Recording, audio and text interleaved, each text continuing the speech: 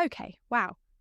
Archie, can we just take a second to unpack how absolutely nerve-wracking this heist in the secret archive was? I mean, you can practically feel the tension in the air. The way Remus and Eindhoven are second-guessing each other while darting around this seemingly endless maze of knowledge. It's just, so good. Absolutely. The tension they create is palpable, but what really fascinates me is how the archive itself almost becomes a character. It's described with such detail, the towering shelves, the sheer impossibility of finding anything without a map. It mirrors the secrecy and overwhelming weight of the choices they've made. You can sense their desperation in every movement.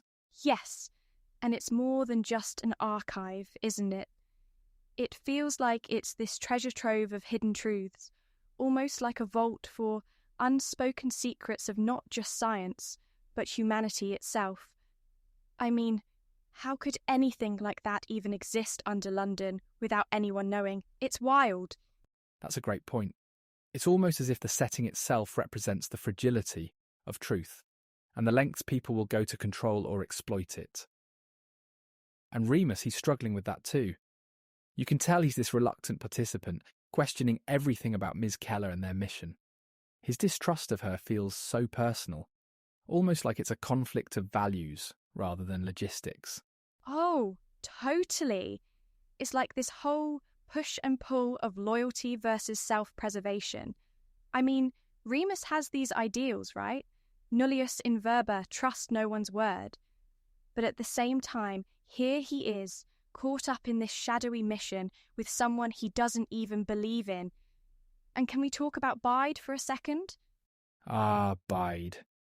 His presence really ramps up the tension. He's not just pursuing them physically, he's like this embodiment of consequences. The way he silently observes them from the shadows, it's chilling. And it's as though he knows exactly when and where to strike, which makes you wonder how much of this is chance and how much is orchestrated. Oh, you're so right. And his appearance ties into this entire theme of betrayal, doesn't it? Like, Remus and Eindhoven have made their choices, and now they're paying for them.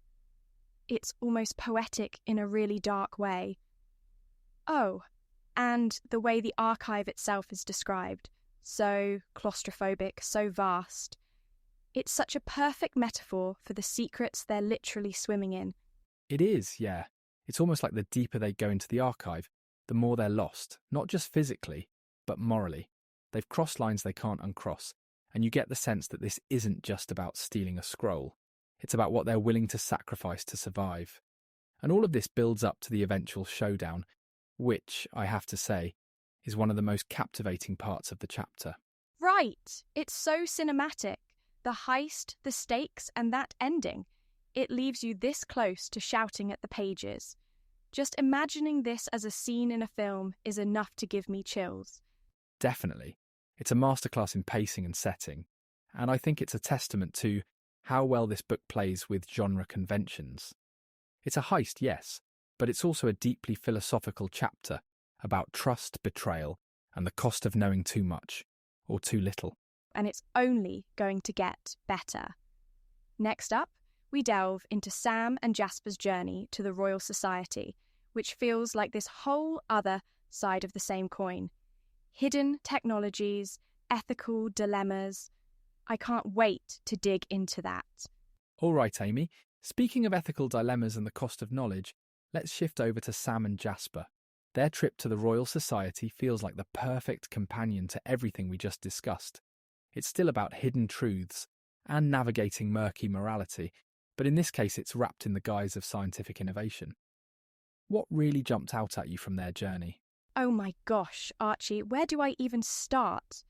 First of all, the whole fabulous atoms thing on the door. Absolute genius, like a nod to the quirky inventors and the cheeky secretiveness of the place. But as they go deeper, 200 metres below London in what feels like seconds, that's not just technology, that's borderline magic. Exactly. And what's really compelling is how the whole setting feels both extraordinary and unsettling. You've got this incredible level of technological sophistication, but at the same time it's cloaked in this eerie air of secrecy. It raises the question, has humanity gone too far in its pursuit of innovation? Right? I love how the book doesn't shy away from those questions. Like, when Sam sees all the patents and curations in the archive, you can tell he's caught between awe and, well, discomfort. His dad's all, look at the impossible happening, and Sam's like, wait, should this even be happening? That balance is just so brilliantly done. It is, and I think Jasper embodies that tension perfectly. He's this enigmatic figure who clearly loves challenging the limits of science, but he's also so cavalier about it. It's like, what are the consequences here? And then, enter Flic. What was your first reaction to her introduction? Oh, I was equal parts charmed and terrified. She's this snarky, hyper-intelligent floating robot who's catalogued everything down to a Viking beer recipe. Like, how weird and wonderful is that? But then, the more she talks, the more you feel this undercurrent of menace, you know? She's not just a curator, she's a keeper of secrets and, dare I say, a potential enforcer. You're spot on. Flic represents both the best and the worst of technological autonomy. She's this marvel of human ingenuity, but there's also this feeling that her programming might lean toward ruthlessness if it serves her purpose.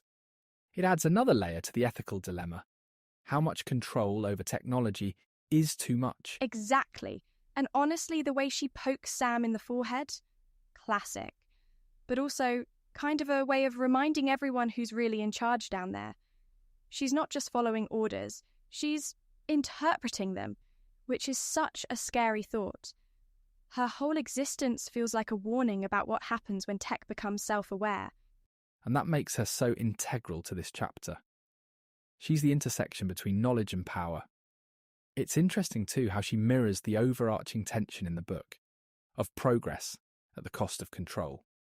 Meanwhile, this chapter really showcases how Jasper handles these advancements, with curiosity first and concern, maybe never.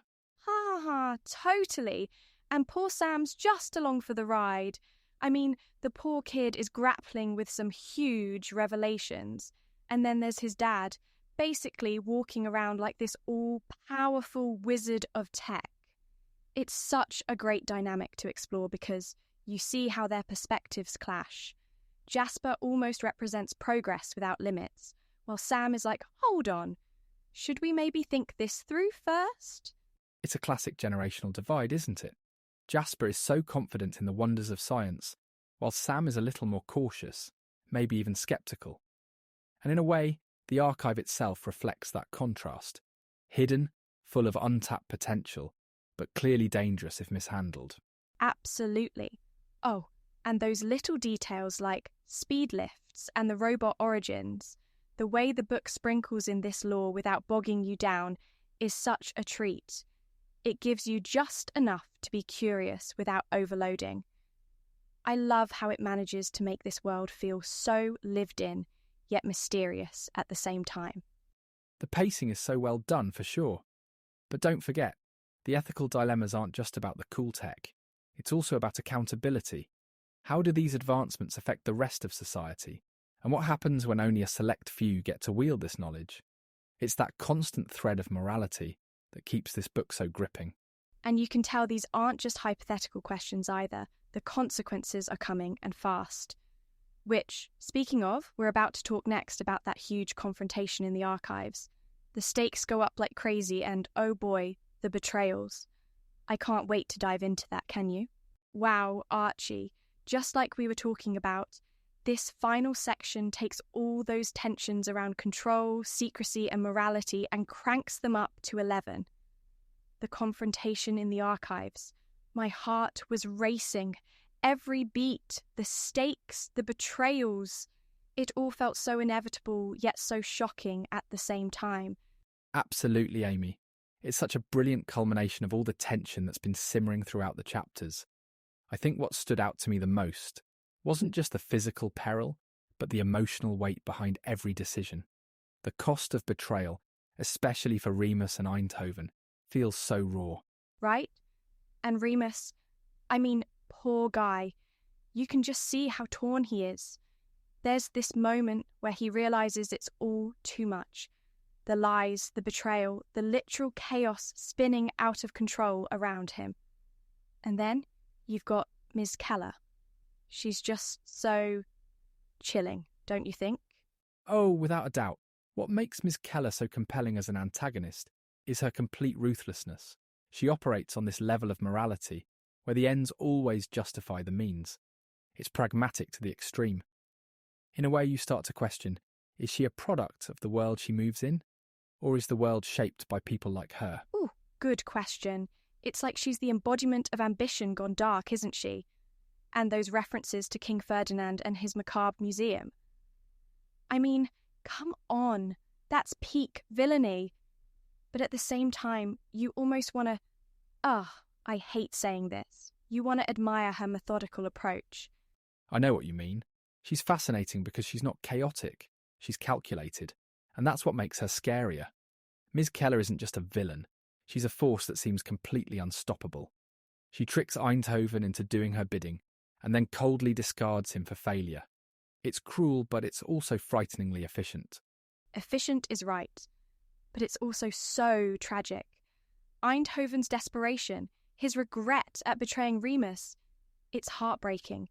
You can feel the weight of every choice crushing him in Miss Keller's office. And oh my gosh, Archie, that scene with the Turner device, the way it just turned on him, literally, goosebumps. Definitely. The symbolism there is haunting. It's almost like this poetic justice, where the very tools he used to betray others ultimately betray him. And it ties right back to the book's recurring theme of loyalty versus betrayal. Every character has their own motivations, but in the end, loyalty, when misplaced, becomes their undoing. Exactly. And can I just throw in how much I love that the book doesn't let anyone off the hook? Every single choice has consequences, and they're not afraid to show just how messy things can get.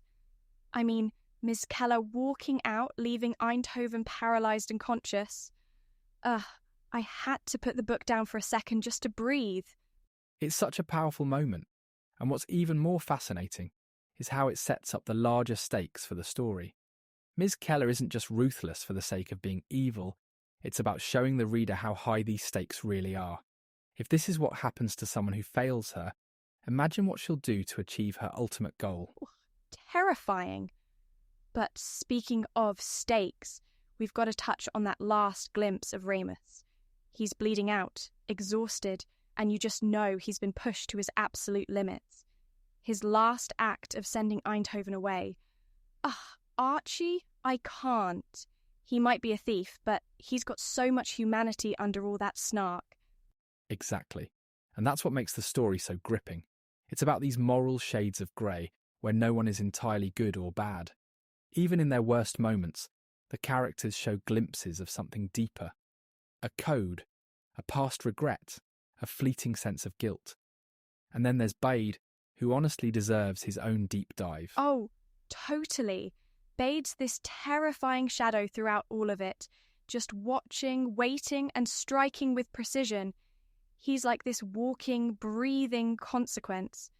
You can't escape him, and that's what makes him such a compelling figure. But at the same time, you kind of wonder, what's driving him? Is he just following orders? Or is there something more personal there? Good question. And that mystery around Bade's motivations adds such depth to his character. He's not just an antagonist, he's a reminder that every action creates ripples. And those ripples might come back to drown you, which is exactly what's happening to everyone involved in this heist. And on that note, I think that's what makes this book so special. It's not just an adventure, it's this layered exploration of cause and effect, morality, ambition, and, of course, trust. Like, can you trust anyone when the stakes are this high? It's such a fantastic question to leave readers with. Absolutely. And on that note, we should wrap up. But before we go, I just want to say, this book keeps getting better with every twist and turn. I can't wait to see where it takes us next. Same here, Archie. And to all our listeners, thank you for joining us as we explored these incredible chapters. Make sure to tune in for the next episode, where we dive into the aftermath of this intense confrontation and explore where the story heads next. Until then, happy reading.